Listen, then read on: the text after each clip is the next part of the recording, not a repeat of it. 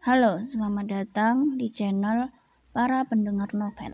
Jangan lupa sebelum lanjut ke cerita novelnya, kalian support channel ini supaya semakin berkembang dan semakin semangat membacakan novelnya dengan cara kalian subscribe, like, dan komen. Terima kasih. Novel Akulah Cintamu, penulis Rustina Zahra. Part pertama. Suamiku bukanlah kekasihku. Foto prewedding yang dilakukan 2 bulan lalu tercetak bagus dan terpasang di lembar undangan berwarna emas di tangannya. Diraba wajah Radit di dalam foto prewedding mereka. Ganteng, gagah, tinggi, kaya, matang dengan usianya yang hampir 28 tahun. Sosok yang sempurna, apalagi ditambah dengan sifatnya yang humoris dan romantis. Mendapat cinta Radit adalah sebuah keberuntungan besar dalam hidupnya bagi Cinta. Mereka memang dijodohkan oleh kedua belah pihak keluarga. Mereka dipertemukan 6 bulan lalu dan langsung merasa klik. Wanita mana yang tidak bertekuk lutut dengan segala apa yang ada pada Radit. Pernikahan mereka hanya tinggal 2 minggu lagi, dan Cinta merasa tidak sabar menunggu saat itu tiba. Sayangnya saat ini Radit harus terbang ke Paris untuk beberapa hari, dan ia tidak bisa dihubungi agar fokus pada urusannya, hingga bisa cepat selesai, dan cepat kembali untuk menikahi Cinta. Cinta sudah membayangkan hari-hari penuh tawa canda bersama Radit. Radit tidak pernah kehabisan bahan untuk candaan. Diingatnya saat pertama kali ia mendengar kalau kakeknya sudah menyiapkan jodoh untuknya. Ia sangat marah karena merasa kebebasannya dalam memilih pasangannya dikebiri kakeknya. Sebagai seorang anak yang selalu dimanjakan dan selalu mendapat apa yang diinginkan, bagi Cinta sebuah perjodohan adalah suatu perampasan dalam kebebasan memilih pasangan buatnya. Ia merasa pada semua orang ia sangat marah karena ia sendiri sudah punya kekasih yang ia cintai, Marcelino Lukito. Tapi kemarahan itu sirna saat ia melihat Radit yang begitu sempurna. Marcel tidak ada apa-apanya dibanding Radit. Radit lebih segalanya. Tidak perlu waktu lama untuk buatnya jatuh dalam pesona Radit dan menerima begitu saja perjodohan mereka. Cinta menatap sosoknya sendiri di dalam cermin. Bibirnya menyunggingkan senyum. Wajahnya oval dengan kulit wajah putih mulus dan ia yakin kalau lalat atau nyamuk nemplok di wajahnya pasti akan kepleset, saking mulus kulit wajahnya. Hidungnya mancung, matanya lebar dengan bola mata biru terang, persis seperti warna bola mata Radit. Tubuhnya tinggi, padat dan berisi. Kulit tubuhnya putih sebagaimana rambutnya pirang lurus. Sempurna, desisnya, memuji dirinya sendiri. Dan lebih sempurnanya lagi dengan jodoh sesempurna Radit, batinnya. Akad nikah di pagi hari dan resepsi di malam harinya sudah berlangsung lancar di sebuah hotel berbintang 5. Tidak ada yang menyadari kalau nama mempelai pria yang disebutkan saat akad nikah dan tertulis di buku nikah berbeda dengan yang tertera di undangan. Raditya Darmawan yang disebutkan dan dituliskan di buku nikah, bukanlah Raditya Gunawan sebagaimana yang tertulis dalam undangan, tapi Cinta sendiri bisa merasakan ada yang berubah dari sikap Radit, meski ia tidak tahu kalau sudah menikahi pria yang berbeda dari yang dikenalnya selama ini. Sejak pagi hingga selesai acara resepsi, Radit lebih banyak diam. Dia hanya menjawab singkat pertanyaan Cinta. Selera humornya seperti menguap entah kemana. Apa karena dia terlalu gugup, batin Cinta. Sekarang di dalam kamar hotel, tempat mereka menginap usai resepsi. Mereka hanya tinggal berdua. Apa sesuatu terjadi pada urusan di Paris, sehingga Radit berubah setelah pulang dari sana?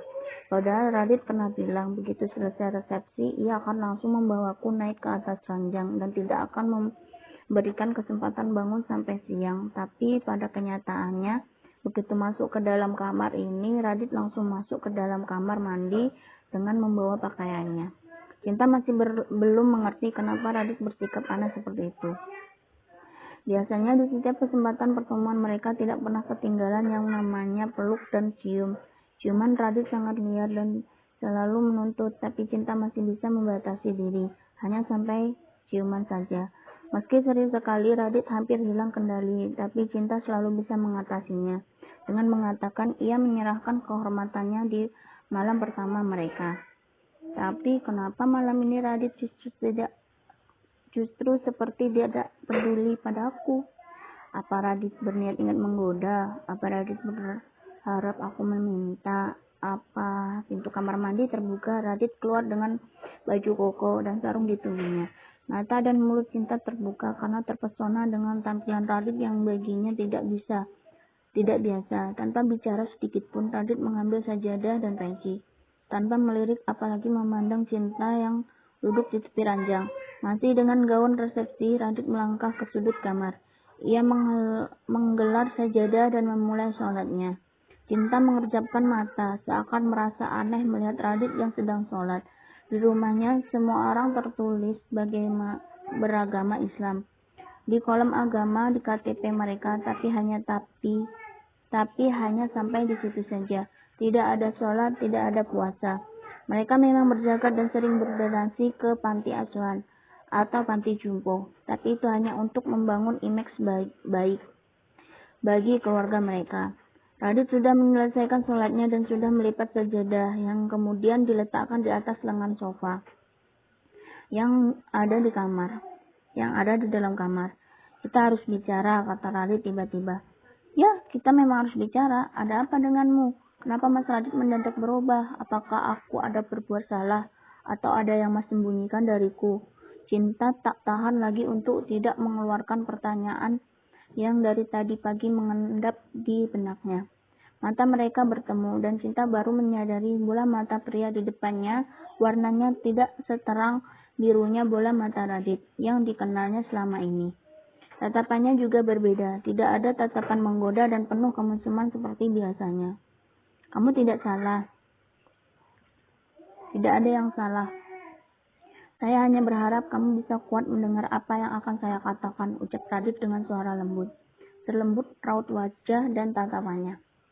Katakanlah cepat, jangan membuat aku mati penasaran dengan segala perubahan yang terjadi pada sikap Mas hari ini, ucap Cinta mulai tidak sabar.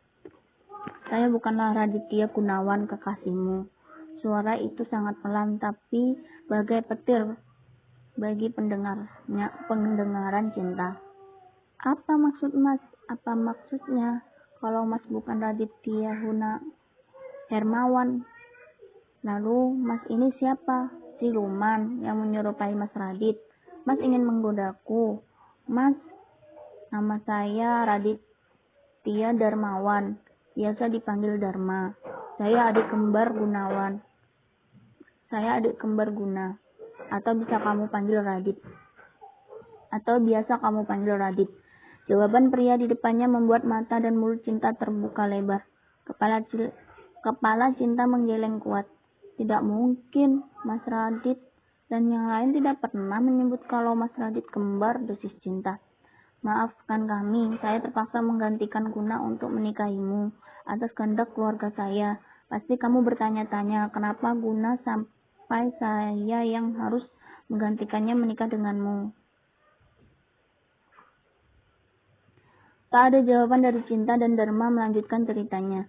Seperti yang kamu ketahui, Guna harus terbang ke Paris 2 minggu lalu. Ada urusan yang tidak bisa diwakilkan, apalagi ditinggalkannya di sana selama urusannya belum selesai. Untuk sementara, kita tidak bisa menghubunginya agar ia bisa fokus menyelesaikan urusannya di sana. Tapi kamu jangan khawatir, kamu bisa kembali bersamanya begitu dia kembali. Aku tidak akan menyentuhmu. Begitu Guna kembali, kita bisa berpisah dan kamu bisa bersatu lagi dengan Guna. Cinta semakin menyadari perbedaan yang ada di antara pria di depannya dengan Radit yang dicintainya. Pria di depannya yang mengaku kembaran Radit dan bernama Dharma ini sangat tenang dan lembut dalam bersikap dan bertutur kata. Sangat jauh berbeda dengan Radit yang agak urakan dan semaunya. Sekali lagi maafkan kami, aku berharap kita bisa menjadi teman, karena kita akan tinggal satu rumah dalam waktu yang mungkin saja cukup lama. Guna Kabarnya perlu waktu lebih dari 6 bulan, bahkan mungkin lebih, untuk menyelesaikan urusannya. Cinta masih tetap diam. Kami terpaksa menempuh jalan ini karena kami tidak ingin kakekmu mendapat serangan jantung jika pernikahan dibatalkan. Saya harap kamu bisa menerima ini semua. Cinta masih tetap diam. Tidak tahu harus berkata apa. Istirahatlah, saya ingin keluar sebentar. Dharma berdiri dari duduknya, lalu melangkah keluar kamar meninggalkan Cinta yang masih duduk diam tanpa suara. Oke teman-teman, kita lanjutkan nanti di episode selanjutnya.